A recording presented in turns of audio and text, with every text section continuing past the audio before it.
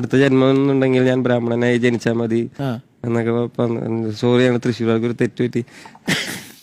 അസൂയാണ് ഈ പൂണൂലിട്ട വർഗത്തിനോട്.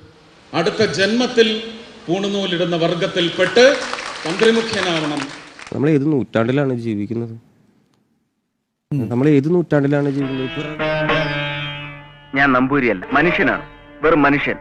സുരേഷ് ഗോപിയെ ഊക്കിവിട്ട് അരുണും വേടനും, അതും രാവിലെ തന്നെ. കഴിഞ്ഞ ദിവസമായിരുന്നു മോർണിംഗ് ഷോയിൽ മുഖ്യ അതിഥിയായി വേടൻ പ്രത്യക്ഷപ്പെട്ടത്. വേടൻ്റെ രാഷ്ട്രീയം തുറന്നു പറഞ്ഞ ഷോ സോഷ്യൽ മീഡിയയിൽ വൈറലാണ്. എന്തായാലും ഇപ്പോൾ തൃശ്ശൂർക്കാർക്ക് തെറ്റുപറ്റിയെന്നാണ് വേടൻ പറഞ്ഞത്. അടുത്ത ജന്മത്തിൽ തനിക്ക് പൂണൂലിടുന്ന ബ്രാഹ്മണനായി ജനിക്കണമെന്ന് സുരേഷ് ഗോപി പറഞ്ഞിരുന്നു. അവരോട് തനിക്ക് അസൂയാണെന്നും പറഞ്ഞ വീഡിയോ വലിയ വിവാദമായിരുന്നു. അതാണിപ്പോൾ വീണ്ടും ചർച്ചയാവുന്നത്. തൃശ്ശൂർകാർക്ക് ഒരു തെറ്റുപറ്റിയെന്നും അടുത്ത ജന്മത്തിൽ ബ്രാഹ്മണനാകാൻ കൊതിക്കുന്നവരുടെ നാടാണിതെന്നുമാണ് വേടൻ്റെ പ്രതികരണം. പിറവിയാൽ ഒരു മനുഷ്യൻ ഉന്നതനാണ് എന്ന് വിചാരിക്കുന്നത് എന്താണ്? എനിക്കത് മനസ്സിലാവും. പിറവിയാൽ ഒരു മനുഷ്യൻ ഉന്നതനാണ് എന്ന് വിചാരിക്കുന്നത് എനിക്ക് മനസ്സിലാകാത്ത ഒന്നാണ്. കൂടാതെ RSSനെ വിമർശിക്കുന്നുണ്ട്. ജയശ്രീറാം വിളിക്കുന്നത് കേട്ടത് ഒരാളെ കൊല്ലാൻ വേണ്ടി മാത്രം. ദളിതൻ്റെ പുറത്തു വീണ അടിയുടെ വേദന തനിക്ക് മാത്രം അറിയാം.